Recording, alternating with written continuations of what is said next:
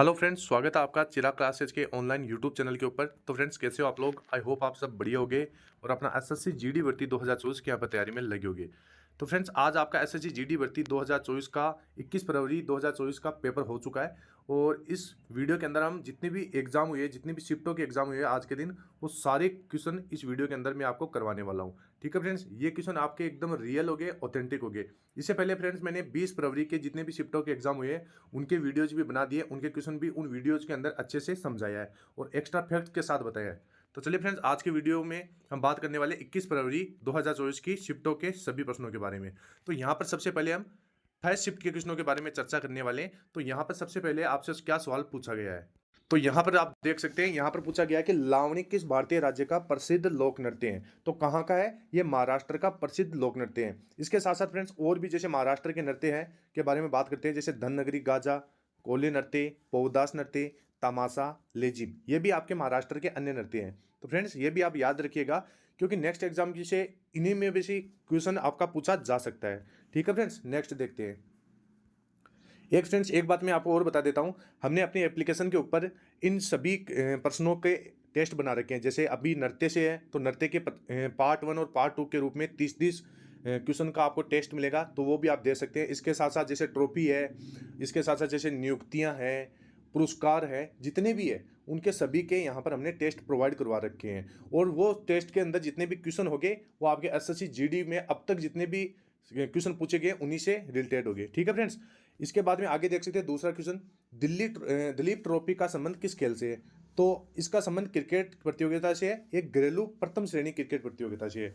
ठीक है फ्रेंड्स, ये आप ध्यान में रखना। इसके बाद में आगे देखें, तो आगे यहाँ पर क्या है, जैसे अन्य ट्रॉफियों की बात करें तो क्रिकेट से संबंधित प्रमुख ट्रॉफियां, आईसीसी क्रिकेट विश्व कप, एशिया कप, ईरानी ट्रॉफी, रणजीत ट्रॉफी, ये अन्य ट्रॉफी हैं। इसके बाद में जैसे आगे हम बात करें कि एशियज कप और C K Naidu trophy, Deodhar trophy, Wisden trophy और विजय हजारे ट्रॉफी, ये आपके क्रिकेट से संबंधित है। नेक्स्ट क्वेश्चन देखते हैं, यहाँ पर तीसरा सवाल क्या दिया गया आपको। यहाँ पर पूछा गया है कि उस्ताद बिस्मिल्लाह खान का संबंध किस वाद्य यंत्र से था?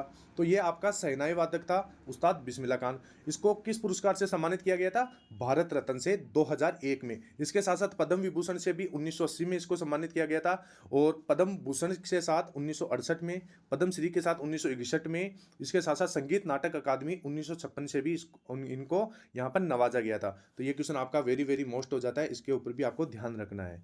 इसके बाद में आगे हम देखें 4 नंबर क्वेश्चन, वापस आपका एक लोक नृत्य से पूछा गया है कि लावणी किस भारतीय राज्य का प्रसिद्ध लोक नृत्य है? तो ये महाराष्ट्र का है, और इसके अंदर और भी आप देख सकते हैं जैसे अन्य है। ये क्वेश्चन वापस रिपीट हो गया। ठीक है फ्रेंड्स, आगे देखते हैं। 5 number question very very important है। आपसे पूछा गया था कि 2011 की जनगणना के अनुसार सबसे कम महिला साक्षरता दर वाला राज्य कौन सा है? तो कौन सा है भाई? तो इसमें देख सकते हैं, मैंने आपको पूरा आपको एकदम डिटेल वाइज बता रखा है। तो आपको क्या पूछा था? सबसे कम। यहाँ पर जो 1 नंबर है ये सबसे ज्यादा है, फिर उसके बाद में लक्षद्वीप, मिजोरम, त्रिपुरा। इसके हमारे को पूछा गया था सबसे कम, तो सबसे कम वाला कौन सा है? यहाँ पर आप देख सकते हैं, ये सबसे कम वाला राज्य है। जो नीचे आप देख सकते हैं 34, 35, 36, अगर आपके ऑप्शन में से इन्हीं में से थे तो ये सबसे कम वाले आप देख सकते हैं। तो इसका भी आप स्क्रीनशॉट ले लीजिएगा। वैसे मैं जो ये पीडीएफ है, इसका लिंक पीडीएफ आपका टेलीग्राम चैनल के ऊपर डाल दूंगा, वहां से आप ले सकते हैं। इसके साथ साथ 6 नंबर क्वेश्चन क्या है, वित्त आयोग का उल्लेख किस अनुच्छेद में मिलता है?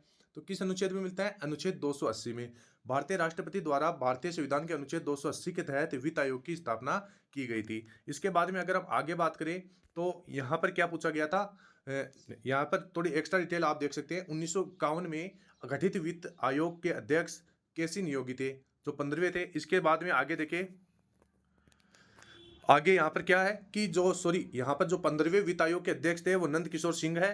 सरकार ने 16वें वित्त आयोग का गठन किया है, इसके अध्यक्ष कौन है? डॉक्टर अरविंद पनगडिया। ये आप ध्यान में रखना। इसके बाद में हम आगे देखें तो 7 नंबर सवाल आपसे क्या पूछा गया था कि सरोजनी नायडू ने कांग्रेस के किस अधिवेशन की अध्यक्षता की थी? तो यहाँ पर आप देख सकते हैं, भारतीय राष्ट्रीय कांग्रेस की पहली भारतीय महिला अध्यक्ष थी है, और वह 1925 में कानपुर अधिवेशन में भारतीय राष्ट्रीय कांग्रेस की अध्यक्ष बनी थी। तो ये भी आपको ध्यान में रखना है। इसके साथ साथ और भी एक्स्ट्रा फैक्ट्स आप देख लीजिए, जैसे चित्तरंजन दास ने भारतीय राष्ट्रीय कांग्रेस के 1922 के गया अधिवेशन में अध्यक्षता की थी। तो ये भी आपसे पूछा जा सकता है। मोतीलाल नेहरू ने भारतीय राष्ट्रीय कांग्रेस के 1928 के कलकत्ता अधिवेशन की अध्यक्षता की थी। वल्लभ भाई पटेल ने भारतीय राष्ट्रीय कांग्रेस के 1931 के कराची अधिवेशन की अध्यक्षता की थी। तो ये भी आपके लिए मोस्ट इंपॉर्टेंट हो जाता है। इसके बाद में जैसे कांग्रेस की स्थापना की बात करें तो 28 दिसंबर 1885 को हुई थी। इसके संस्थापकों में ए.ओ. हुम, भारतीय राष्ट्रीय कांग्रेस के पहले अध्यक्ष डब्ल्यू.सी. बनर्जी थे, और लॉर्ड डफरिन भारत का गवर्नर जनरल था। तो ये आपको ध्यान में रखना है। इसके बाद में आगे यहाँ पर 8 नंबर सवाल क्या है, क्या पूछा गया था कि नृत्य के क्षेत्र में दिया जाने वाला सबसे बड़ा पुरस्कार कौन सा है? तो संगीत नाटक अकादमी पुरस्कार। यह प्रदर्शन कला के क्षेत्र में लोगों को दी जाने वाली सर्वोच्च पुरस्कार है। इसके बाद में स्थापना की बात करें तो 31 मई 1952 को मानव संसाधन विकास मंत्रालय के एक संकल्प द्वारा की गई थी। तो यह आपको ध्यान में रखना है। फ्रेंड्स, यहाँ पर वीडियो आपको थोड़ा लेट मिल सकता है, लेकिन एकदम रियल और ऑथेंटिक सवाल आपको देखने को मिलेगी। अगला क्वेश्चन है, अखंड भारत में इनमें से कौन से देश भारत का हिस्सा हुआ करता था?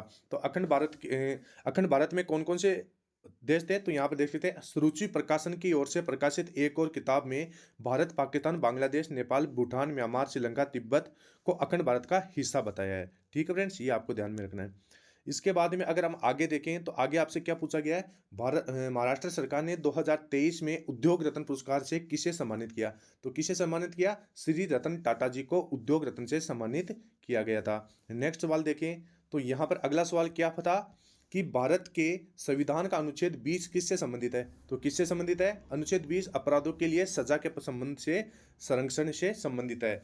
तो फ्रेंड्स, इन सभी के क्वेश्चनों के जो अनुच्छेद है, नृत्य है, उत्सव है, सभी के टेस्ट हमने प्रोवाइड करवा रखे हैं। एक भी क्वेश्चन उन प्रश्नों में से बाहर नहीं जाएगा, ये मैं आपका 100% गारंटी के साथ कह रहा हूँ। ठीक है फ्रेंड्स, इसके बाद में हम आगे देखें तो यहाँ पर भारत के संविधान के अनुच्छेद 31 के तहत जीवन और व्यक्तिगत स्वतंत्रता की सुरक्षा की गारंटी है। इसके बाद में हम आगे देखें तो 12 नंबर क्वेश्चन आपसे क्या पूछा गया था कि हरित क्रांति को और किस नाम से जाना जाता है? तो हरित क्रांति को गेहूं क्रांति भी कहा जाता है। हरित क्रांति के तहत गेहूं में उत्पादन वृद्धि के माध्यम से महत्वपूर्ण सफलता हासिल की गई थी। तो यह आपसे पूछा गया था।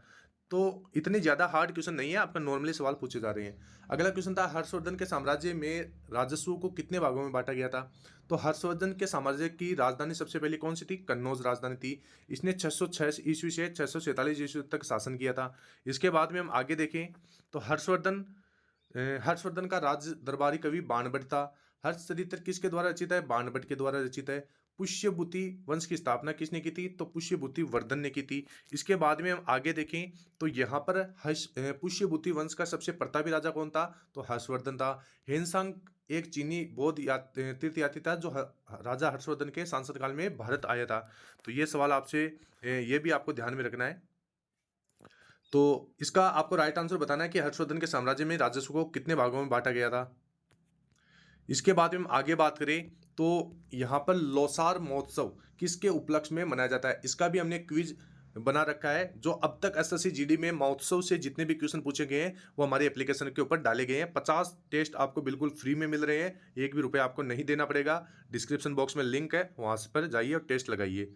इसके बाद में लद्दाख क्या है, लोसार महोत्सव किसके उपलक्ष्य में मनाया जाता है? तो एक लद्दाखी उत्सव है और नववर्ष के अवसर पर यह उत्सव 15 दिनों तक चलता है। इसके बाद में आगे बात करें तो यहाँ पर क्या पूछा गया है कि अनाका अलकामोनी का संबंध किस खेल से है? तो एक भारतीय स्क्वॉश खिलाड़ी है, दीपिका पल्लिकल और ज्योत्सना चिन्नप्पा, अपराजिता बालमुकुरुन। तो ये सभी भी इसके खिलाड़ी है, ये ध्यान में रखना। इसके बाद में हम आगे देखें तो आगे क्या सवाल पूछा गया है आपका, यहाँ पर आपसे पूछा गया है कि जो सापेक्षता का सिद्धांत है ये किसने दिया था? तो ये अल्बर्ट आइंस्टीन ने 1905 में दिया था। तो ये आपको ध्यान में रखना है। इसके बाद में आपसे क्या पूछा गया है कि किस खेल में भाग लेने वाले वाले को मुक्केबाज कहा जाता है? तो बॉक्सिंग या कुश्ती के अंदर जो भाग लेते हैं उनको मुक्केबाज कहते हैं। इसके बाद में आपको वापस हरित क्रांति से एक सवाल पूछा गया कि हरित क्रांति का संबंध किस क्षेत्र से है? तो हरित क्रांति का संबंध आपका कृषि से है। इसके बाद में यहाँ पर आपसे एक सवाल क्या पूछा गया था, रात्रि का पर्यायवाची शब्द। तो फ्रेंड्स, रात्रि का पर्यायवाची शब्द क्या होता है? तो रात्रि का पर्यायवाची शब्द होता है निशा। वैसे रात्रि को निशा, रजनी, रात्रि, राका, रेन, रजनी, यामिनी, तमी, निशी आदि नामों से जाना जाता है। ये भी आप देख सकते हैं। इसके बाद में हम आगे देखें, किताबी कीड़ा होना मुहावरे का अर्थ आपको बताना है। तो पुस्तकों में खोया रहने वाला व्यक्ति, तो ये हो जाएगा।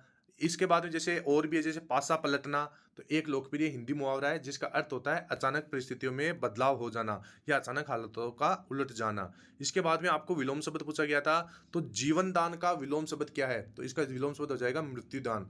और भी आपको जैसे पूछे गए थे कि जैसे अलगाव, तो अलगाव का विलोम शब्द क्या होता है, मिलन। अलगाव यानी अलग होना और विलोम इसका क्या होगा, मिलन। ठीक है फ्रेंड्स, तो ये सवाल पूछे गए थे। एक सवाल क्या पूछा गया कि गोस्वामी का तद्भव रूप है, तो गुसाई, गोसाई, गोस्वामी आदि इसके रूप है। इसके बाद में आज का अंतिम सवाल आपसे क्या पूछा गया था, सौभाग्य आपको अशुद्ध शब्द दिया गया था, आपसे शुद्ध शब्द पूछा था, तो शुद्ध शब्द इस प्रकार होगा। तो फ्रेंड्स आज की इस वीडियो के अंदर मैंने लगभग आपको 25 सवाल बताए थे, 100% रियल सवाल थे। इस पीडीएफ का लिंक मैं आपको टेलीग्राम चैनल के ऊपर प्रोवाइड करा दूंगा। ये थे शिफ्ट 1 के क्वेश्चन। जैसे शिफ्ट 2 के सारे क्वेश्चन मेरे पास आएंगे, अभी आधे क्वेश्चन ही है मेरे पास, शिफ्ट 2 के सारे क्वेश्चन आएंगे, मैं आपको इस चैनल के ऊपर अच्छे से उसका डिटेल वाइज आपको वीडियो बना के आपको समझा दूंगा। ठीक है फ्रेंड्स, तो नेक्स्ट वीडियो पाने के लिए चैनल को सब्सक्राइब कर लीजिएगा। फिर मिलते हैं नेक्स्ट वीडियो में, तब तक के लिए जय हिंद, जय भारत, वंदे मातरम।